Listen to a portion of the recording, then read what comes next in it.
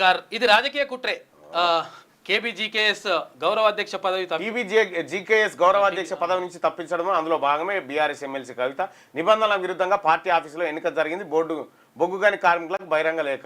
కాదమ్మా, నీ ఎన్నికెట్ల సబబు ఇది వరకు? నువ్వు కూడా ఎట్లయిది నువ్వు గౌరవాధ్యక్షురాలు ఎట్లయిను? ఏ ఎన్నిక ద్వారా అయినావు? బొగ్గుగాని కార్మిక సంఘానికి నువ్వెట్లా? నీకేం సంబంధం? ఎన్నడూ సంబంధం?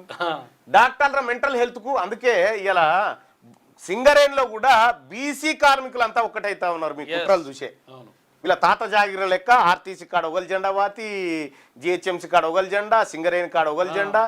ఈ వేలమోళ్ళు అందరు వీళ్ళే నామినేటెడ్. మళ్ళా ప్రశ్నించడమే తప్పన్నట్టుగా నాపై ప్రశ్నించడం కాదు. నువ్వు కాంగ్రెస్ పార్టీలో చేరి మంత్రి పదవి తీసుకుందామంటే ఆ కుట్ర బయటపడ్డది కదా. మొత్తం బీఆర్ఎస్ నే ఖతం చేద్దామని ప్లాన్ వేసినావు. రేవంత్ రెడ్డితో కలిసి బీఆర్ఎస్ నే ఖతం చేసే ప్లాన్ అన్న పార్టీని ఖతం చేద్దామని చూసింది. నువ్వు తక్కువ మనిషివా?